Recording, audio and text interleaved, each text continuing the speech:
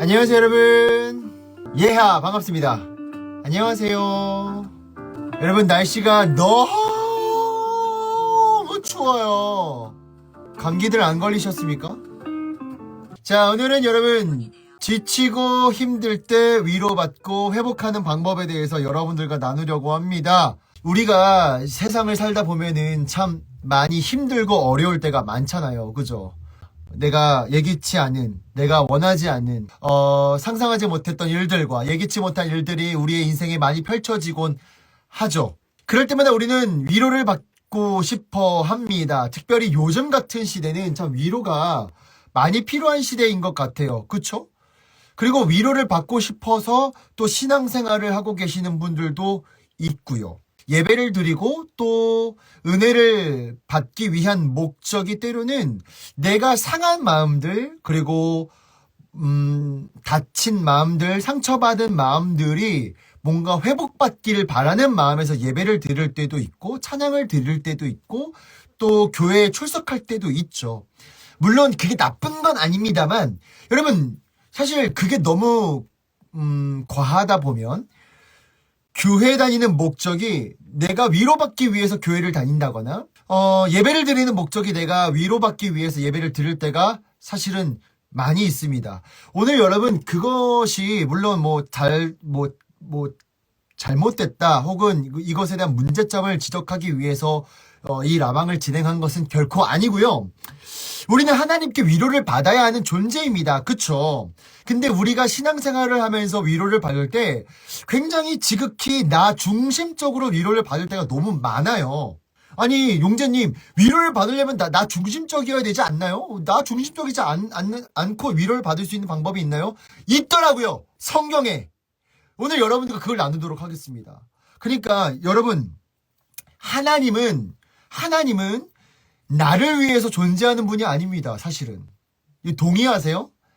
여러분 하나님은요 나를 위해 존재하시는 분이 결코 아니세요. 근데 우리는 간혹 하나님이 나를 위해 존재해야만 하나님이시고 나에게 내가 원하는 내가 마땅히 바라는 것을 이루어 주시거나 위로를 해주셔야만 하나님이 하나님 되심을 우리가 인정하는 아주 못된 아주 심보가 아주 그냥 아주 못된 그런 우리들의 마음이 사실은 있습니다.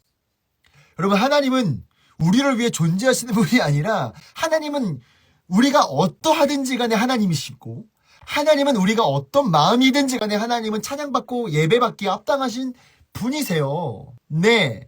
그래서 오늘요 여러분 하나님 중심적으로 우리가 위로를 받고 또 회복할 수 있는 방법을 여러분들과 함께 나누도록 하겠습니다. 저는 이제 어렸을 때부터 저도 이제 굉장히 F가 굉장히 강한 사람이거든요. 그 MBTI의 F가. 그래서 위로를 받는 것을 굉장히 중요시 여겼어요. 위로를 받아야지만 그리고 내가 눈물이 흘려야지만 혹은 내가 감정적으로 해소가 되어야지만 하나님께 은혜를 받았다라는 이제 착각 속에 빠지기도 했죠. 물론 하나님은 그렇게 해서 나를 만지시고 또 위로를 해주셨지만요.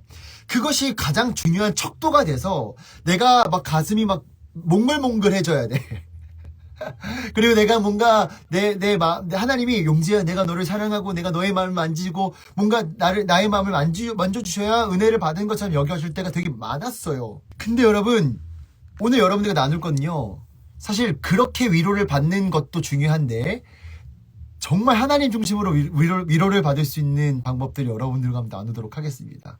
자, 첫 번째입니다. 다 같이 한번 외쳐볼까요? 채팅창에. 다들 아시죠? 라방 팬들은 굉장히 잘 아실 거라고 생각합니다. 자, 첫 번째. 빠밤. 이거 완전히 시그니처가 됐습니다. 자, 첫 번째는요. 여러분, 우리가 하나님 중심으로 위로를 받을 수 있는 방법이 뭐가 있을까? 첫 번째는 내가 믿고 있는 하나님이 얼마나 위대하고 놀랍고 이 만왕의 어떤 존재인지를 우리가 아는 것입니다. 뭐라고요, 여러분?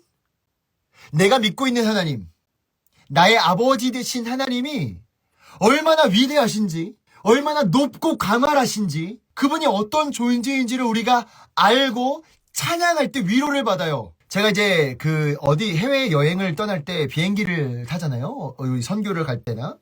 근데 비행기를 탈 때 우리가 이제 하늘로 쭉 올라가면요. 내가 정말 크게 보였던 자동차나 혹은 집이나 여러 가지 도시들이 비행기가 높이 올라가면 올라갈수록 굉장히 작게 보여요.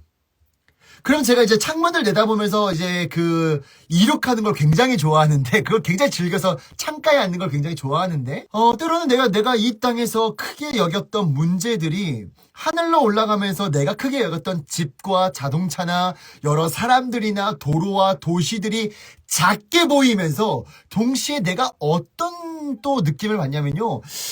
참, 뭐라고 이렇게 아등바등 살았을까. 내가 여겼던 그 문제들이 생각보다 작을 수도 있겠다. 이런 생각을 했거든요. 여러분, 동시에 우리는 이런 비행기를 타면서 혹은 높은 곳에 올라가면서 우리가 크게 여겼던 것들이 작게 보일 때 우리는 시각의 변화가 있죠. 여러분, 우리가 내가 믿고 있는 하나님, 그리고 나의 아버지 되시는 하나님, 나의 주인 되신 하나님이 얼마나 크고 놀랍고 위대하시고 높으신 분인지 우리가 인지하고 알고 하나님을 높일 때요, 너무나도 신비롭게 내 눈앞에 있는 내 마음의 상처와 내 마음의 어려움과 또 실제로 내가 겪고 있는 삶의 문제들이요, 굉장히 작게 보이는 은혜가 있어요. 우리가 살아가면서 굉장히 크게 여겨졌던 문제들이 있잖아요. 실제로 그 문제들이 해결되어야지만 내가 좀 자유할 것 같고, 혹은 내 마음에 있는 상처가, 내 마음에 있는 아주 깊은 어려움이 뭔가 위로받고 하나님 만져주셔야 내가 감정적으로 해소가 될 것 같은데, 뭐 하나님이 내 마음을 위로해 주시지도 않았고, 실제로 내 눈앞에 있는 문제가 해결되지 않았음에도 불구하고 하나님이 얼마나 크고 놀라운지를 우리가 알고 그 하나님을 높일 때, 여러분, 우리의 마음에 위로가 된다니까요. 이제는 여러분, 우리 이렇게 한번 생각해 봅시다. 이제 이런 위로는 우리가 좀 줄어들었으면 좋겠어요. 뭐냐면, 하나님 제 마음 위로해 주세요. 하나님 제 마음 좀 만져주세요. 물론 여러분, 그 기도도 하나님 싫어하지 않으세요? 왜 이렇게 징징대냐 이렇게 하시지 않으십니다만, 계속 거기에 머무르시지 마셔야 돼요. 왜냐면 그렇게 내 감정과 내 상한 마음에 자꾸 집중하면요, 진짜 내 마음을 만져주시는 하나님을 바라보지 못해요. 이제는 우리가 위로받는 방법을 조금 더 높여야 돼. 수준을 높여야 돼. 어떻게? 나를 위로하시는 그 하나님을 바라봐야 돼요. 위로받는 내 마음에 집중하고 상처받는 내 마음에 집중하는 게 아니라, 내 주인이 누군가, 내 아버지가 누군가, 네 아버지 뭐 하시노? 라고 했을 때, 여러분, 하나님이 어떤 존재인지를 우리가 바라볼 필요가 있어요. 그리고 그 하나님을 높이잖아요. 그 하나님을 찬양하잖아요. 여러분, 실제로 내 눈앞에 있는 문제나 내 상한 마음이 여전히 존재함에도 불구하고 우리 마음에 자유함이 생깁니다. 제가요, 실제로 제가 좋아하는 찬양은 뭐냐면, 주님 큰 영광 받으소서라는 찬양이에요. 내 마음에 상처가 있어요. 여러분, 어떤 누군가에게 내가 상처를 받았고, 그리고 어떤 누군가에게 힘듦이 있고, 관계 속에서 힘듦이 있고, 재정적인 어려움이 있고, 건강의 어려움이 있을 때, 하나님 관계 풀어주세요. 하나님 돈 주세요. 하나님 제 마음을 만져주세요. 라는 기도를 안 했고요. 온전히 하나님을 높이는 찬양을 드렸어요. 어떤 찬양? 주님 큰 영광 받으소서, 홀로 찬양 받으소서, 모든 이름 위에 뛰어난 그 이름, 온 땅과 하늘이 다 찬양해. 하나님을 높이니까요. 하나님을 높이니까 여러분, 내 마음의 상처가 자유하게 됩니다. 자유하게. 여러분, 내 마음의 상처가 회복이 돼요. 회복이. 실제로 하나님이, 용재야, 너의 마음을 치료해 줄게. 내가 너의 마음을 치료해 주고 내가 회복해 줄게. 이런 메시지와 이런 마음을 주시지 않았음에도 불구하고 하나님이 얼마나 크고 놀라운지 알고 높이니까 실제로 위로가 돼요.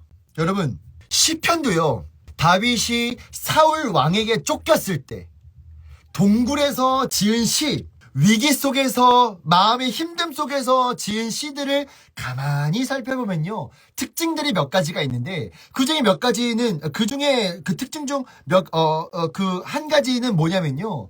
그 위기 속에서, 어려움 속에서 다윗은 하나님을 높이는 찬양을 드렸다라는 겁니다. 여러분, 이제는 자기 연민에서 벗어났으면 좋겠어요. 그리고 내 마음에 집중해서 하나님 내 마음을 만져주세요. 하나님 내 상처를 치유해주세요. 자꾸 내 마음에 포커싱 되어서 내 마음에 집중되어서 내 마음이 회복되는 것에 대한 관심이 있지 내 마음을 회복시켜주시는 그 대상에 대한 관심이 없는 채 자기 중심으로 신앙생활 하다 보면요. 더 자극적으로 우리를 회복하게 해주는 것처럼 여기는 거기서 마음을 빼앗길 수 있어요. 여러분 힘들 때 어려울 때 마음이 착잡할 때, 관계가 무너졌을 때, 여러분 재정적인 어려움이 있을 때, 건강에 힘듦이 있을 때, 이젠 더 이상 우리는 우리의 감정과 상황에 떼쓰지 말고, 물론 떼쓰셔도 하나님 기쁘게 받아주시지만 이제는 우리의 신앙은 하나님을 높이는 거예요. 내가 믿는 분을 바라보세요. 내가 믿는 하나님이 어떤 존재인지 여러분 묵상해 봅시다. 자, 첫 번째는 뭐라고요? 내가 믿고 있는 하나님이 얼마나 크고 위대한 분인지 바라보고 하나님을 높이자. 예스! 오늘 밤에 여러분 걱정과 근심이 있으신 분들이 혹시 계세요? 오늘 밤에 자기 전에 입술을 열어서 찬양할 수 있는 환경이라면 입술을 열어서 찬양해 보시고 마음속으로 한번 찬양해 보십시오. 주님 큰 영광 받으소서. 하나님 높여드리세요. 하나님 높여드리세요. 그럴 때 여러분 마음 가운데 굉장히 큰 회복이 있을 겁니다. 장담합니다. 장담한다니까요 진짜로. 자, 두 번째입니다. 자, 두 번째 다 같이 한번 외쳐볼까요? 채팅창에 외쳐보자. 자, 빠밤. 자, 두 번째는요. 내가 받은 사랑이 얼마나 크고 위대한지, 내가 받은 사랑이 얼마나 크고 위대한지를 바라보는 겁니다, 여러분. 우리가 간혹 내가 받은 사랑을 한번 생각해보자. 내가 받은 은혜를 생각해보자 라고 했을 때 여러분은 제 주변이나 여러분들은 보통 어떻게 생각하냐면 내가 살아가면서 받았던 은혜들을 생각해요. 예를 들면 오늘 추운데 감기 안 걸리게 해주신 거 감사합니다. 뭐 이런 거라든지 아니면 오늘 맛있는 밥을 먹게 해주셔서 감사합니다 라든지 현재 내가 살아가면서 체감적으로 느꼈던 사랑들을 얘기하는데요. 물론 하나님이 우리에게 은혜를 베풀어 주셔서 감기도 안 걸리게 해주셨고 코로나도 안 걸리게 해주셨고 좋은 사람들과 식사교제도 하고 사랑을 누릴 수 있는 그런 사랑과 은혜를 우리가 누리게 된 건데요. 제가 말씀드리는 내가 받은 사랑이 얼마나 크고 놀라운지를 생각해 보자라는 건 단순히 내가 이 땅에 살아가면서 받았던 사랑과 은혜뿐만 아니라 가장 중요한 건 뭐냐면 십자가 사랑이에요. 십자가 사랑이요. 여러분 왜냐하면 여러분 우리가 이 땅에 살아가면서 느끼는 사랑은요. 때로는 내가 고난과 시련 속에서는 내가 원하지 않으니까 감사하지 못할 때가 많아요. 그러니까 내가 마음에 들고 내가 행복해야지 하나님 날 사랑하고 있구나 라고 여겨줄 때가 많은데 이 땅에서 살아가는 사랑, 이 땅에서 살아가면서 내가 느끼는 사랑들은 굉장히 좀 주관적일 수가 있어요. 그러나 여러분 우리가 먼저 바라봐야 될 건 뭐냐면요. 우리를 사랑하시는 아주 하이라이트는 뭐냐면 예수님이 이 땅에 내려오신 이유예요. 뭐겠습니까 여러분? 우리의 죄의 문제를 해결하기 위해서 이 땅에 내려오신 거예요. 제가 로마서 5장 말씀을 여러분 한번 읽어드릴게요. 제가 굉장히 좋아하는 말씀인데 로마서 5장 8절에 이런 말씀이 있습니다. 우리가 아직 죄인 되었을 때 그리스도께서 우리를 위하여 죽으심으로 하나님께서 우리에 대한 자기의 사랑을 뭐 하셨다? 확증하셨다. 보여주셨다라는 거예요. 이걸 바라보세요. 우리가 때로는 이 땅에 살아가면서 내가 원하지 않은 상황들을 마주할 때 되게 힘들어요. 건강하지 못한 나에게 병이 찾아온다든지 재정적인 문제가 찾아온다든지 관계에 어려움이 찾아온다라든지 진로에 막연한 어려움이 찾아온다라든지 그럴 땐 우리는 하나님에 대한 사랑, 나에 대한 하나님의 사랑을 의심해요. 왜요? 내가 원하지 않는 상황에 있으니까. 원하지 않는 상황에 있으니까. 여러분, 말라기서를 제가 요즘에 제 교회에서도 설교하고 계시고 묵상하고 있는데, 말라기 선지자가 활동했을 때 그 이스라엘 백성들이요, 많이 하나님을 떠나 살아요. 왜 떠나 사냐면, 내가 그 이스라엘 백성들이 그 바벨론의 포로 생활을 하다가 이제 바벨론 나라가 멸망하고 페르시아라는 제국이 다시 한번 정권을 잡게 되면서 이 이스라엘 백성들이 다시 자기 고국으로 돌아와요. 이제 그걸 포로 귀환이라고 하는데, 그 포로 귀환, 다시 이스라엘 백성들이 자기 고향 땅에 돌아와서 예루살렘 성전도 재건해요. 예루살렘 성전이 재건된다. 예! 성벽도 재건해요. 느헤미야를 통해서 예! 재건한다. 그러면서 그들이 바랬던 게 뭔지 아세요, 여러분? 그들이 바랬던 거? 예루살렘 성전에서 예물을 드리고 내가 여기서 신앙생활 열심히 하면 이스라엘 나라가 독립되겠다. 이걸 기대해요. 이스라엘 나라가 강해지겠지? 이런 기대감이 있는 거예요. 근데 여러분, 하나님이 원하셨던 건 예루살렘 성전을 통해서 누굴 바라보기를 원하셨냐면, 오실 메시아, 누구야?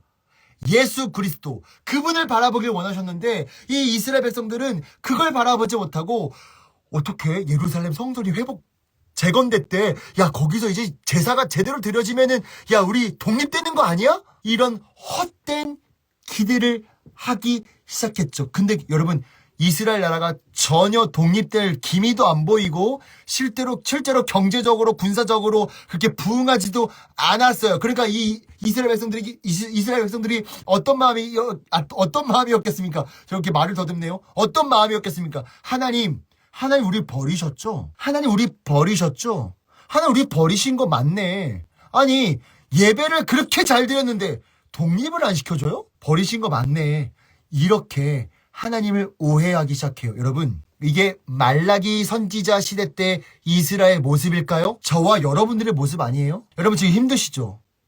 지치고 힘들 때 있죠. 그리고 우리가 위로받고 싶어서 우리가 구하는데 상황이 나아지지 않아요. 여전히 상황은 그대로야. 그럼 여러분 어떻게 의심하시겠습니까? 어떻게 의심하겠어요? 하나님 나 사랑하는 건 맞나? 하나님 나를 포기하지 않으신다는데 이게 뭐야? 여전히 돈 없어.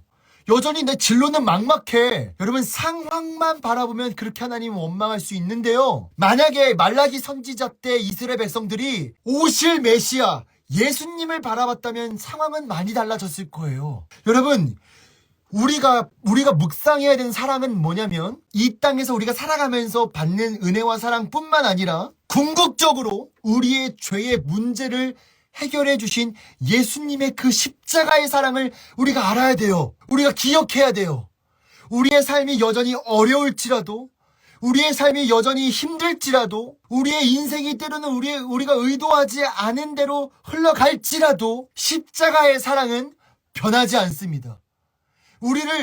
여러분, 이 땅에서의 아픔은 있지만 십자가의 사랑으로 인해서 우리가 궁극적으로 어디 가게 되어 있어요? 하나님의 나라, 영원히 고통이 없는 곳, 눈물이 없는 곳, 위로가 필요 없는 곳, 하나님과 함께 있을 그곳에 우리가 갈 수 있게 됐다는 거죠. 뭐 때문에? 십자가의 사랑 때문에. 여러분, 그것이 바로 로마서에 나와 있어요. 로마서 8장 제가 너무 좋아하는데요. 이걸 한번 제가 읽어드릴게요. 자기 아들을 아끼지 아니하시고, 로마서 8장 32절입니다. 자기 아들을 아끼지 아니하시고 우리 모든 사람을 위하여 내주신 이가 하나님이시죠. 어찌 그 아들과 함께 모든 것을 우리에게 주시지 아니하겠느냐. 십자가의 사랑이에요. 누가 능히 하나님께서 택하신 자들을 고발하리요. 의롭다 하신 이는 하나님이시니 누가 정죄하리요. 죽으실 뿐 아니라 다시 살아나신 이는 그리스도 예수시니 그는 하나님의 우편에 계신 자요 우리를 위하여 간구하시는 자라. 여러분 잘 들으십시오. 누가 우리를 그리스도의 사랑에서 끊으리요. 환난이냐? 공고냐? 박해냐? 기근이냐? 적신이냐? 위험이냐? 칼이냐? 내가 확신하노니 사망이나 생명이나 천사들이나 권세자들이나 현재일이나 장래일이나 능력이나 높음이나 깊음이나 다른 어떤 피조물이라도 우리 주 그리스도 예수 안에 있는 하나님의 사랑을 끊을 수 없느니라. 이게 십자가의 사랑이라고요, 여러분. 여러분 눈앞에 있는 문제가 끊을 수 없는 게 있어요. 그게 십자가의 사랑이에요, 여러분. 십자가의 사랑. 여러분 그 십자가의 사랑을 한번 묵상해 보세요. 여러분 눈앞에 있는 상황과 현실과 내 상처받은 마음에 매몰되어서 십자가의 사랑을 잊어버린 채 이게 뭐예요? 왜 이렇게 상황을 이딴 식으로 만들어주세요가 아니라 내 마음 상처받은 마음, 내 배고픔 어려움도 우리를 향한 하나님의 사랑을 끊을 수가 없는 거예요. 끊을 수가. 이게 십자가의 사랑이라고요. 여러분 이것에 집중하실 때 위로받으시는 거예요. 자, 마지막 세 번째. 다 같이 한번 외쳐볼게요. 빠밤. 자, 마지막 세 번째는 뭐냐면요, 여러분. 이웃을 사랑하는 겁니다. 이웃을 사랑하는 거예요. 아니, 위로를 받고 회복을 하는 게 이웃을 사랑하는 거라고요? 아니, 내 마음도 아직 회복이 안 됐는데 이웃을 사랑하라고요? 이게 말이 됩니까? 여러분, 신기하게도요. 예수님이 신약시대에 이 땅에 오시면서 율법을 완성시켰죠. 구약시대에는 율법이 정말 많았지만 그 율법을 두 가지로 요약했어요. 한 가지로 요약한 건 바로 사랑인데 이제 두 가지로 크게 요약했죠. 첫 번째는 하나님을 사랑하고 두 번째는 이웃을 내 몸과 같이 사랑하라는 거죠. 여러분 이웃을 내 몸과 같이 사랑하는 게 어쩌면 우리에게 소모적인 일이라고 생각하는 일들이 되게 많아요. 소모적인 것. 그러니까 여러분이 어렵다라고 느끼는 게 내가 사랑을 주는 거, 그러니까 주체가 내가 되어서 사랑을 주는 것이라고 여겨지기 때문에 어려울 수 있을 거라 생각해요. 근데 여러분 가만히 한번 생각해 봅시다. 우리는요 한 사람을 끝까지 사랑해낼 만한 능력이 우리에게 사실은 없어요. 인정하세요? 우리에게는 없다고요. 우리는 금방 실증 내고 금방 미움이 자리 잡고 내가 아무리 사랑하는 사람이더라도 여러분 싸움을 왜 합니까? 부부싸움을 왜 해요? 사랑해서 결혼했지만 싸우게 되겠죠. 왜냐면 우리 인간은 이 마음이 아직 우리 하나님의 자녀라는 신분으로 바뀌어졌지만 아직 죄인의 습성이 남아있기 때문에 누군가를 쉽게 미워하고 또 쉽게 정죄하기도 하죠. 이런 우리들을 하나님 모르시고 이웃을 사랑하라고 명령하셨을까? 뻔히 아시잖아. 우리가 이웃을 사랑하지 못하는 것을 아시잖아. 근데 왜 이 명령을 하셨을까? 이것이 우리가 한번 생각해 봐야 되는 이유인 거예요. 여러분 우리가요 하나님이 우리에게 이웃을 사랑해라 라고 했을 때 뭔가 숙제를 던져 주시듯 혹은 뭔가 미션을 주셔서 내가 미션을 꼭 수행해야만 할 것 같은 느낌. 그러니까 나를 통해서 뭔가 일을 이루기 위해서 하나님이 그런 미션을 주셨나라는 착각에 빠지는데 여러분 착각에서 이제 벗어나십시오. 이웃을 사랑하는 건 지극히 저와 여러분들을 위해서예요. 정말입니다. 이웃을 사랑하는 것은요 지극히 저와 여러분들을 위해서라니까요. 왠지 아세요? 여러분 신기하게도 여러분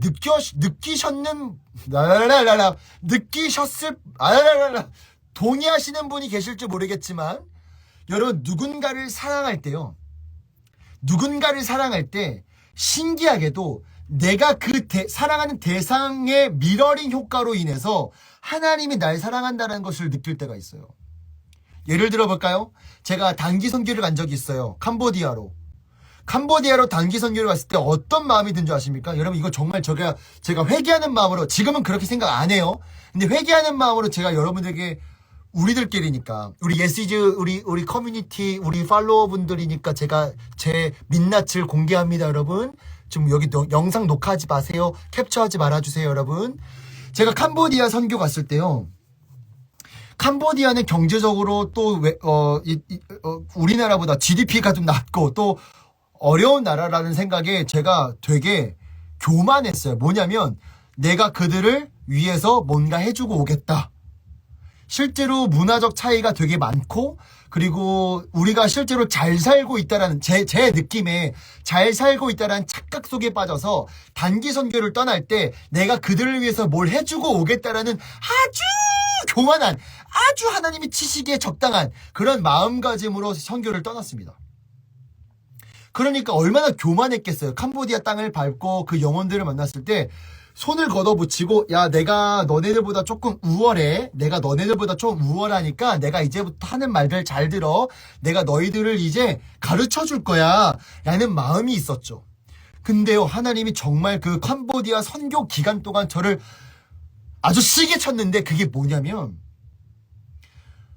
하나님이 이 캄보디아 영혼을 얼마나 사랑하는지 저를 느끼게 해주시는 거예요. 거기에 압도가 됐어요. 너무 사랑해 주시는 거예요. 너무 아껴 주시는 거예요. 그 캄보디아 영혼을. 지금도 약간 너무 눈물이 날 수도 있는데, 여러분, 제가 그때 뭘 느꼈냐면, 하나님이 이렇게 사랑해 주시는데 내가 얘네들보다 월등하다고 느꼈나? 하나님이 이렇게 존귀하게 여기시는데 내가 얘네들보다 우월하다고 느꼈나? 지금 내가? 너무 창피한 거예요. 너무 쪽팔린 거예요. 그러면서 마인드가 바뀌었어요. 이 캄보디아 영혼을 너무 사랑하시는구나. 근데 여기서 끝 아니야. 여기서 끝 아니야. 중요한 건 뭐냐면 제가 한 수 배우고 왔어요. 뭐냐면 캄보디아 영혼을 향한 하나님의 사랑이 안용재 저에게도 동일하게 흐르고 있다라는 사실을 아니깐요. 여기서 회복이 일어나는 거예요. 여러분, 우리가 이웃을 사랑하고 이웃을 섬기는 이유는요, 너 복음 전해! 너 이웃을 섬겨야 복음이 전파될 거 아니야! 하나님이 약간 영업사원 다루듯이 우리에게 미션을 주는 게 아니라, 우리가 이웃을 사랑하는 이유는 미러링 효과, 이웃을 사랑하는 것만큼 하나님이 그 대상과 이웃을 사랑하는 마음을 느끼는 것만큼 그 또한 그 사랑이 나에게도 여전히 흘러가고 있다는 것을 깊이 경험할 수 있습니다. 제가 3년 정도, 4년 정도 그룹홈이라고요, 가정형 고아원 우리 남자아이들을 위해서 봉사활동을 한 적이 있어요. 그 아이들은 어릴 적부터 부모님을 잃었고 고아다 보니까 그 아버지에 대한 부재를 하나님으로 채워주고 싶었거든요. 너무 감사한 건 뭐냐면 그 시설 아이들이 정작 부모로부터 상처받고 어려운 마음이 있지만 진정한 아버지 되시는 하나님을 발견하고 그 사랑이 회복되는 것을 경험할수록 너무 감사하게도 저에게도 내 진짜 아빠는 하나님이구나라는 것을 동일하게 은혜를 주셔요. 여러분, 그게 우리에게 주신 특권이에요, 여러분. 이웃을 사랑하는 자의 특권입니다, 여러분. 그러니까 우리가 이웃을 사랑할 때요, 내가 그냥 사랑해 줄게. 내가 너를 위해서 사랑해 줄게. 가 아니라 마인드를 다시 한번 재정립해보면 내가 이웃을 사랑하는 게 어쩌면 미러링 효과처럼 그 이웃을 사랑하는 그 사랑이 나에게도 흘러가고 있다는 것을 경험하게 돼요. 여러분, 반대로 한번 생각해 볼까요? 누군가를 미워하잖아요. 누군가를 증오하잖아요. 내가 괴물이 되어 있어요. 여러분, 그거 느껴보시지 않았어요? 누군가를 정죄하고 누군가를 미워할 때 거울에 있는 내 모습이 괴물이 되어 있더라고요. 여러분, 누군가를 미워한다면 우리 마음속에 자꾸 미워하고 증오하는 마음들이 솟아나니까 하나님이 나를 얼마나 사랑하시고 얼마나 아끼시는지를 잊어버릴 때가 있어요. 그래서 우리는 그 미움과 시기를 벗어야 돼요. 왜요? 내가 손해보기 위해서? 내가 그냥 져주기 위해서? No, 아닙니다. 내가 괴물이 되지 않기 위해서예요. 하나님의 사랑을 여전히 느끼기 위해서입니다. 그러기 위해서 우리가 미움과 다툼과 시기를 내려놓는 겁니다, 여러분. 여러분, 요나서 기억하시죠? 요나 선지자가요, 니느웨, 아수르의 수도 니느웨에서 선교하러 가요. 여러분, 만약에 그 아수르의 수도 니느웨 사람들이 회복하고 돌아오는 게 목적이었다면 굳이 요나를 썼어야만 했을까요? 여러분, 요나 선지자를 굳이 썼어야 됐을까? 하나님이 그렇게 전능하지 않으신가? 요나가 유능해서 요나를 통해서만 니네웨가 돌아올 수 있었을까? 아니요. 여러분, 요나서를 묵상해 보면요, 요나 선지자가 대충 전해요. 니네웨에 도착해서 대충 전하기도 하고, 요나서 2장에 있는 물고기 뱃속에서 기도하는 것도요, 회개하는 기도 같지만 누군가를 정죄하는 기도도 드려요. 여러분, 요나 선지자에게는 아무런 선함이 발견되지 않아요. 요나서 4장 한번 보십시오. 예, 니느웨 성에 억지로 전하고 어디에 올라갑니까? 언덕 위에 올라가요. 언덕 위에서 아주 천막을 치고 바라봅니다. 니느웨를. 왜 바라봅니까? 쟤네들 금방 회개했지만 금방 다시 죄를 짓고 멸망할 거야. 멸망을 기다리는 거예요. 요나 선지자가 그렇다고요. 근데 여러분, 잘 생각해 보십시오. 굳이 왜 하나님은 북이스라엘 선지자인 요나를 굳이 끄집어냈었을까? 여러분, 요나서의 핵심은요, 선교가자, 이웃나라에게 복음을 전하자. 그거는 2차 메시지고요. 요나서의 진짜 핵심 메시지는 미러링 효과예요. 내가 니느웨를 사랑한 것처럼 여전히 북이스라엘도 사랑하고 있다. 여러분, 그때 당시에 북이스라엘 여로보암 2세 왕이 통치하고 있었을 때인데, 그 여로보암 2세 때는 굉장히 부유했고 강국이었지만 하나님과 멀리 떨어져 있는 시대적 특징이 있었습니다. 죄 아까운 데 있었습니다. 여러분, 니느웨랑 별반 다를 게 없었어요. 근데 요나 선지자를 굳이 선택해서 니느웨로 떨어뜨린 이유는 뭐냐면, 니느웨의 모습과 북이스라엘 모습과 별반 다르지 않다라는 것을 보여주기 위함이었고, 니느웨를 사랑하는 그 사랑과 북이스라엘 사랑하는 그 사랑 또한 별반 다르지 않고 내가 너희를 여전히 사랑한다는 것을 보여주기 위해서 요나서가 기록된 거예요.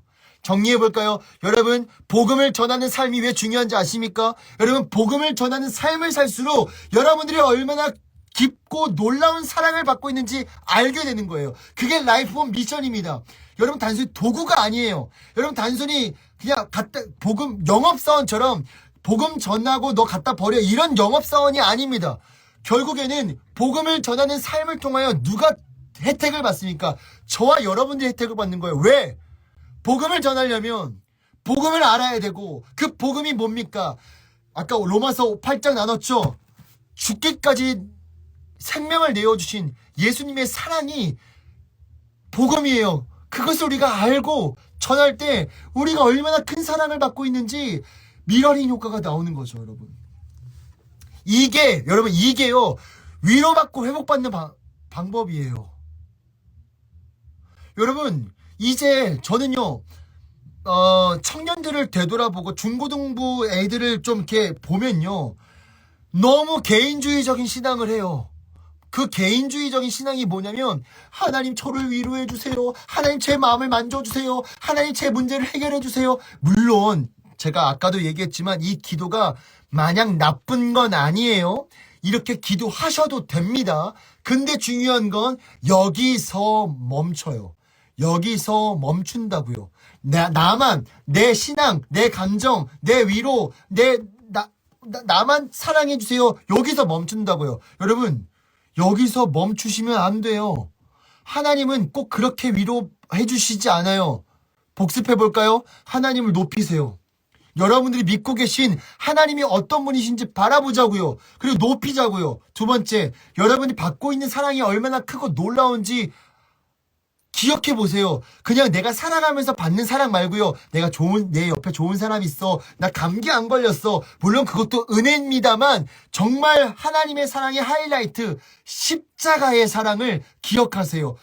세 번째, 이웃을 사랑하고 복음을 전해보세요. 미러링 효과입니다. 그 대상에게 향하신 하나님의 사랑이 나에게도 흘러가고 있음을 여러분 믿음의 눈으로 바라보세요. 그렇다면 장담하건대